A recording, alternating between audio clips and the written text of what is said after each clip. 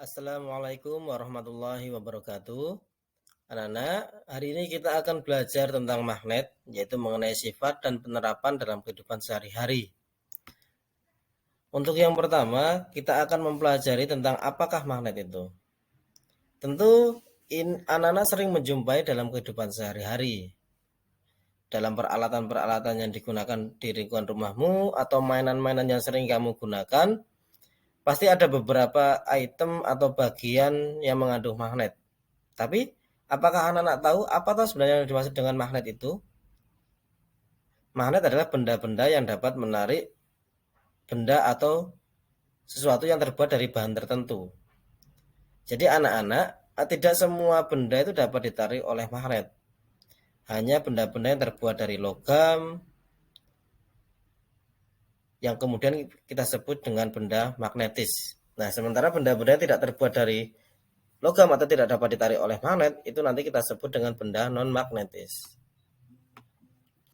Nah, anak-anak, magnet sendiri dibagi menjadi dua macam, yaitu yang pertama adalah magnet alami, di mana magnet alami ini terbentuk secara alami oleh alam. Contohnya adalah Gunung Ida yang berada di daerah Magnesia. Kemudian yang kedua adalah magnet buatan.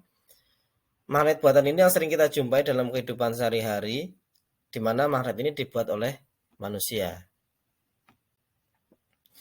Kemudian bentuk-bentuk magnet ada macam-macam anak-anak, mulai dari bentuk lambda atau tapal kuda, kemudian bentuk U, bentuk batang, bentuk jarum, dan juga bentuk silinder. Kemudian setelah kita tahu tentang apa itu magnet, kemudian bagaimana sifat-sifat magnet, selanjutnya kita akan mempelajari tentang bagaimana sifat-sifat magnet. Anak-anak, jika kalian perhatikan, magnet itu terdiri dari dua kutub, yaitu kutub utara dan kutub selatan. Jadi sifat yang pertama, jika kutub sejenis, misalnya utara dengan utara atau selatan dengan selatan ini kita dekatkan, maka yang terjadi adalah magnet itu akan saling tolak-menolak. Dan kebalikannya, jika dua kutub yang berbeda, misalnya utara dengan selatan atau selatan dengan utara kita dekatkan, maka dua magnet tersebut akan saling tarik-menarik. Kemudian yang ketiga, gaya tarik atau gaya tolak terbesar pada magnet itu terdapat pada kutub-kutub magnet yang terdapat pada ujungnya. Yang keempat, sifat magnet yang keempat yaitu adalah magnet dapat menarik benda yang terbuat dari jenis logam tertentu, misalnya besi, baja, dan nikel. Nah, anak-anak, ini seperti yang Pak Joko jelaskan di awal tadi. Jadi benda yang dapat ditarik oleh magnet itu hanya benda-benda yang terbuat dari logam tertentu. Jadi di sini kita klasifikasikan atau kita kelompokkan menjadi dua jenis benda, yaitu benda magnetik dan benda non-magnetik. Benda magnetik adalah benda yang dapat ditarik oleh magnet, sedangkan benda non-magnetik adalah benda yang tidak dapat ditarik oleh magnet.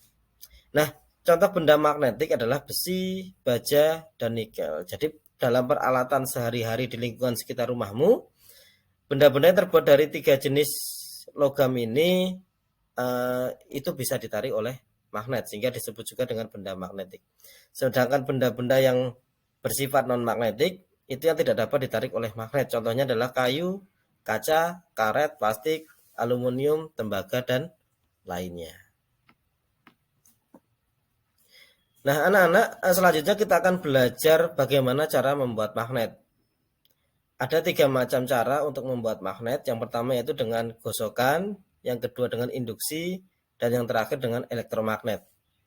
Di sini kita akan membahas satu persatu, yaitu dari gosokan. Anak-anak, kita dapat membuat magnet dengan cara menggosokkan langsung ke benda magnetis, misalnya besi ya, dengan arah gosokan satu arah. Jadi anak-anak ketika membuat magnet dengan cara gosokan, menggosokkannya satu arah, seperti ilustrasi pada gambar pada slide ini.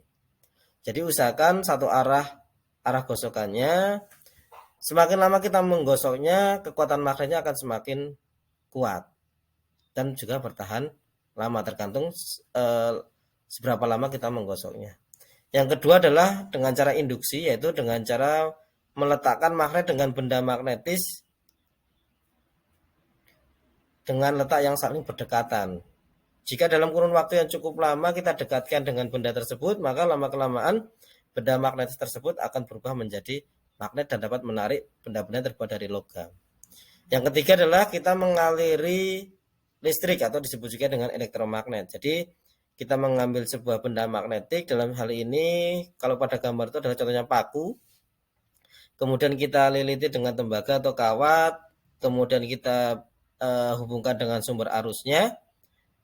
Dalam kurun waktu yang cukup lama dan dengan jumlah lilitan yang berbeda, itu juga akan menghasilkan kekuatan magnet yang berbeda pula, anak-anak.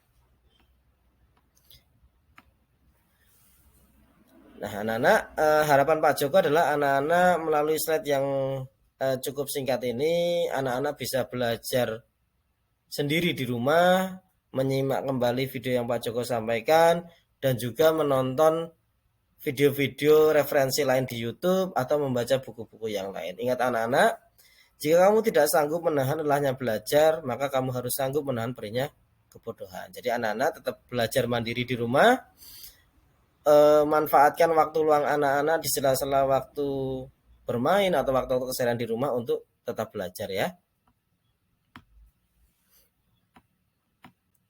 Baik anak-anak, hari ini Pak Joko akan mereview kembali apa saja yang sudah kita pelajari. Pertama tadi kita sudah belajar tentang magnet, kita sudah tahu apa pengertian magnet, kemudian benda-benda yang ditarik oleh magnet itu dikelompokkan menjadi dua, magnetik dan non-magnetik. Kemudian kita juga sudah belajar tentang sifat-sifat magnet, dan yang terakhir kita sudah belajar tentang bagaimana cara membuat magnet.